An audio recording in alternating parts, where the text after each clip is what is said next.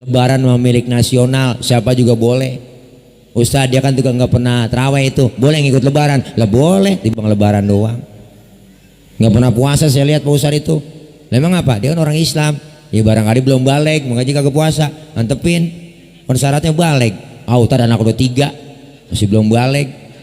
Sakit kali, orang sakit kagak puasa, nggak apa-apa, orang kagak mampu. Sehat Ustaz, saya lihat badannya kakar gemuk. Ya berarti gila, nggak ada akalnya. Kan syaratnya harus berakal. Iya bang ya. Biar orang kagak puasa mah ngikut lebaran juga ngapa-ngapa.